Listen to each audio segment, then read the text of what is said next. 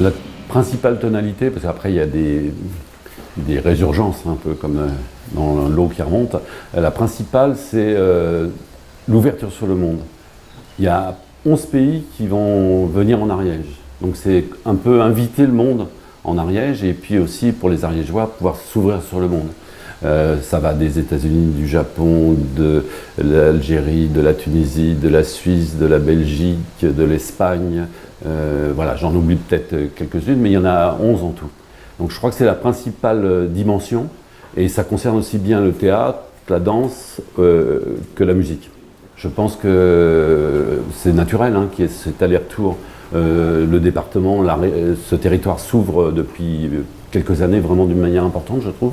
Et l'Estive, qui était dans ce mouvement, essaye de le prolonger, de le poursuivre, de l'amplifier.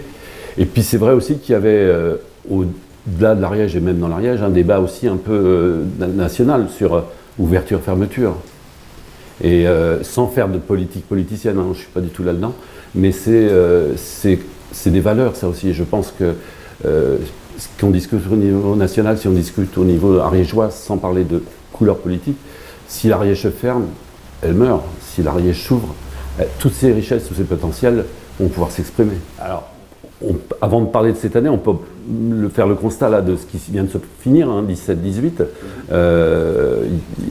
Qu'est-ce qui vient de se passer? Il y a eu Tout Foi Tout Flamme en décembre, en décembre 16, 15 000 personnes à la fois. Tout le monde m'a dit, on n'a jamais vu autant de monde à la fois. Je pense que ça devait exister il y a très très longtemps. Et puis aussi, économiquement, ça a été un moment important. En état d'esprit, c'était tranquille, c'était apaisé et c'était harmonieux. Et ce moment-là, par exemple, par rapport à l'Estive, ça a élargi la base aussi de l'Estive. C'est-à-dire, depuis des années, on progresse, mais c'est une progression qui est douce.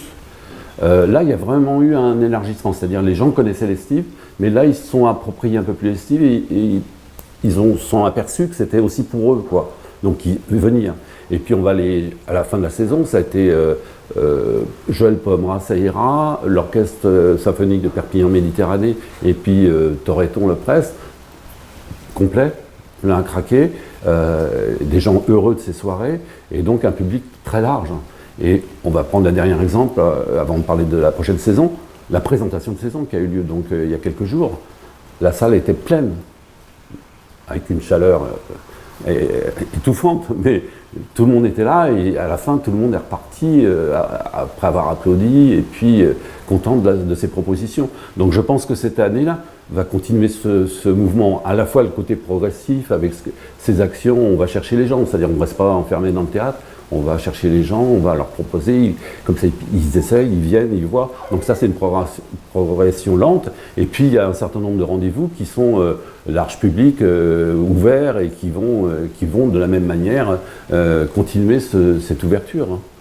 Alors est-ce qu'il y a toujours aussi un effort d'aller au-delà de Foix, puisque bon, les Fuxéens sont des chanceux, quelque part ils vous ont à proximité.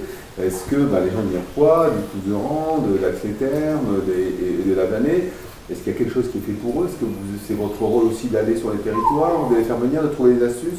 Alors c'est ce qu'on fait depuis une dizaine d'années, et on l'a amplifié et on continue de l'amplifier. On continue de l'amplifier c'est-à-dire on va à Ax-les-Thermes, on ira à Ax-les-Thermes, on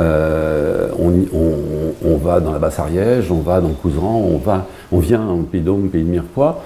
Et en plus, on ouvre aussi sur les départements qui sont riverains des deux côtés. C'est-à-dire d'un côté, le Couserans, on travaille avec le Comminges, où il y a aussi des passages de population importantes. Et puis du côté justement Pays d'Aume, Pays de Mirepoix, on commence là un travail avec l'Aude, le Limousin et puis les Pyrénées-Audoises. Là aussi, ça circule déjà dans le tourisme, au niveau scolaire, au niveau sportif.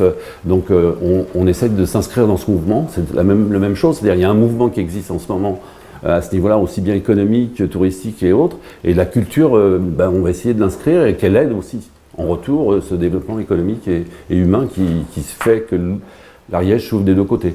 Donc on continue à se rapprocher, c'est-à-dire il y a deux aspects. On fait des spectacles à Foix parce que c'est un très beau théâtre, et il y a des spectacles qu'on peut faire que là, mais il y a de plus en plus de gens au-delà des Fuxéens qui viennent, et puis nous on continue à amener des spectacles à Lavelanet, à Saint-Giron, et à Ax-les-Thermes et à Pamiers.